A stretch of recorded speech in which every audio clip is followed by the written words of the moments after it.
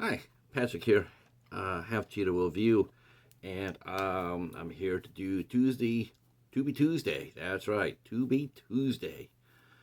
Presented by a good friend, Al Lucard, our everybody's favorite bat. And as always, we're rolling along with a man called Hawk, but not for very much longer. We are rapidly approaching the end. After this video, we will only have 2 episodes left of A Man Called Hawk. Uh, so today's episode that we're going to be talking about is called If Memory Serves.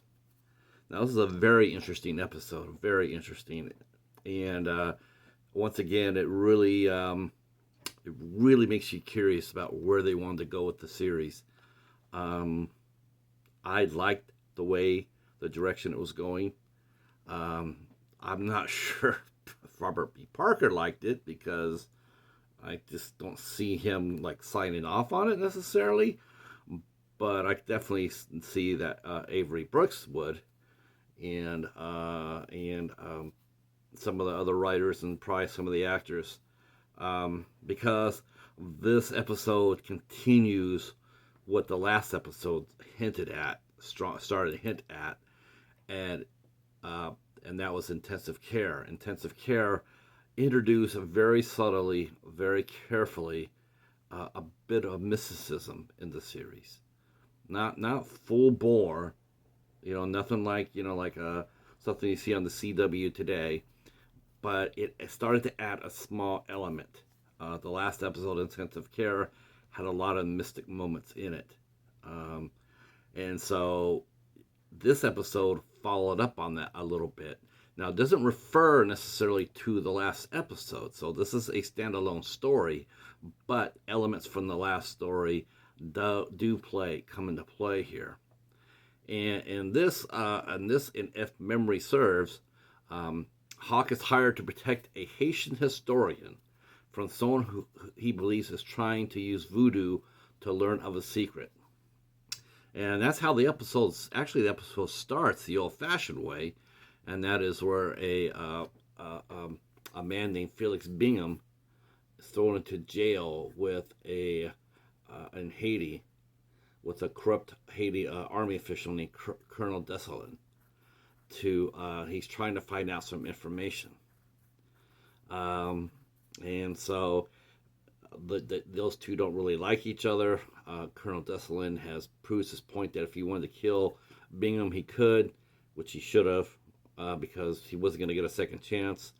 And Bingham does exactly that. He gets this information and then he kills his cellmate and he escapes. So he escapes and he flies to Washington D.C. And they're trying to find a man named Chavin, um, and he's going to need some help. So he goes to the local shaman in Washington D.C. A man calls himself Crawdaddy, who is a Haitian shaman, like a sorcerer, and he is causing this man Alex Chavin tremendous fear. He's dreaming of being chased and being killed. His fear is that great, and his daughter, Chavin's daughter, is very concerned, and she's trying to help her dad, but it's strong. The fear is strong. And meanwhile, Hawk and Old Man are talking, and Old Man is telling Hawk that he's got great danger coming to him, something that he's never experienced before, has never seen before, and to be careful. And now that by saying that is showing that last episode, an old man being a little bit more than what he appears to be, again is shown. I can't tell you how refreshing that is, considering in an '80s private eye, a private eye series that they would actually show that. I think it was very daring, considering, especially to anybody who's read Spencer books, because Robert Parker has never, not once, ever hinted about anything like that. Not on any level, not even in passing, not even when he introduced Sonny Six Killer, who was a Native American into the series. He never he never put any mystical elements into a story. So doing this in this setting is really interesting. Well, um, the daughter is concerned enough to go to the old man and says, after the old man goes to the bookstore and he finds these rare books, Shavine finds these rare books, and old man's always looking to pick up something new. So they have become friends through the bookstore.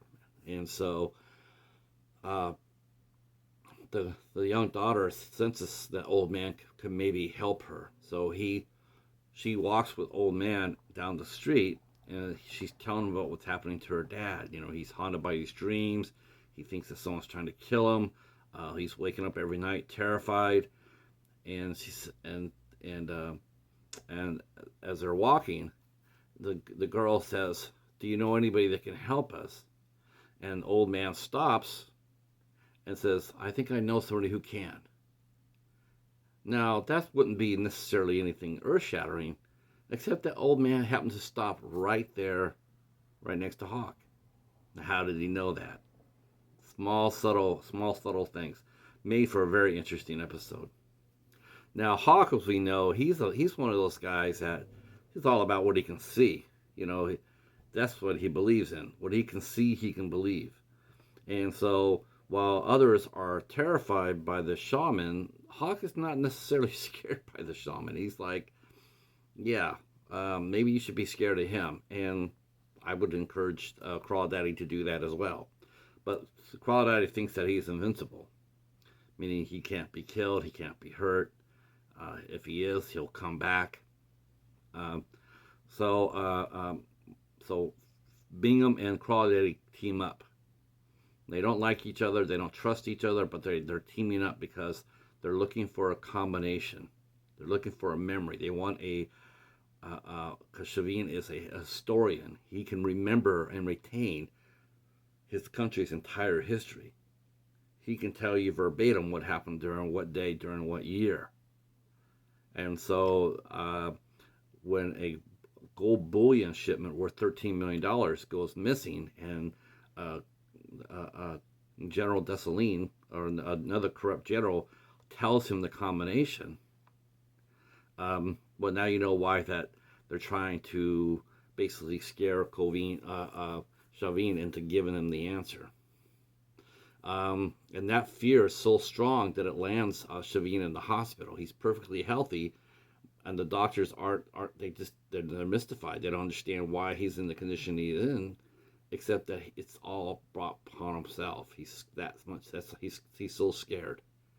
So Hawk steps in, and first he faces off against Crawdaddy, and he roughs up his henchmen, and he tells Crawdaddy, he says, if you hurt them in any way, you will have a lot bigger things to worry about other than the gold bullion. Well, not the gold bullion because he doesn't know, but there's gonna be Hawk's gonna be coming back to pay him a visit, and he won't be needing no talisman or calling card, mystical calling card, or any of that, because he's got that 357 Colt Python. That thing's a beast. Should have had his own name. So then the Bingham and Crawdaddy, they get the combination. They get it. They extract it from Shavine, and it almost kills him, but they extract it. So of course Bingham and Crawdaddy have their, they both have shared information, and once they share it, now they know where the gold's at. Bingham betrays Crawdaddy and shoots him in the back, and then he runs. He leaves because he's going to get that gold bullion. He thinks Crawdaddy's dead, so he leaves him behind. Well, he gets to there, and then Hawk's waiting for him, because Hawk also knows now what they're looking for. And Bingham and Hawk face off, and Bingham says, you can't get out of here alive. And of course, that's silly, right? Well, he didn't have to worry about Hawk. He should have worried about Crawdaddy, because Crawdaddy had enough energy to come and kill Bingham with the throwing knife. Very cool, too. Very cool. Of course, Bingham is critically injured, but he tells Hawk that, he crawls to the gold. He's gone through all this shit, so he just wants to see the gold and feel the gold. And Hawk lets him do it. He knows he's not going anywhere. And even when Crawdaddy says, I have a knife for you too, Hawk he shows no fear. He knows this man's not going anywhere. Um, so he lets him touch the gold, and then he passes out. After he says, "I'll be back." So Hawk he leaves him there. He gets the gold and he leaves. That surprised me. The ending was a little murky, but I think they did that on purpose. So the gold is recovered and is administered to the people of Haiti. And one thing, and then the girl's concerns is, I think we'll see Crawdaddy again, which is a nice hint to say something in the future might have been, Crawdaddy might be a player in the future, if the series had gone on. It was a cool episode, very interesting. I like the mysticism there. I think it had just enough there to make you curious want to know what was going to go on. So this is another strong episode. I really like this one a lot. As far as the names go, there's no one really big here. Just all character actors here, nothing outstanding. Moses Gunn was getting better as old man. Him and the chemistry between Moses Gunn and Avery Brooks is very palatable. They act very well together. So yeah, that's it for this episode. We gave this episode a big thumbs up. We really like this one. Only 2 more to go. I'm really bummed by that, but that's how it rolls. We have 2 more to go, and then we'll bring those the next 2 weeks, and then we'll move on to the new series, Tucker Switch. That's coming up. All right. If you're new to the channel, feel free to hit the subscribe button, hit the notification bell, and drop a comment below. I also have, this is my Tubi Tuesday review. So if you look in my my playlist, you'll see Tubi Tuesdays. Just click on that. I'll have the other episodes of A Man Called Hawk that I reviewed right there. You can go ahead and check that out. I will probably make this into its own playlist as well. So you guys can go check this. That's all you're interested in. You guys can check that out. All right, so that's it for us. Thanks again for watching, and drop a comment down below. We'd love to hear from you, and hopefully you'll sub. We need the subs. We're trying to get to 800, me and the cheetah. So thanks again, and we will talk at you soon. Peace.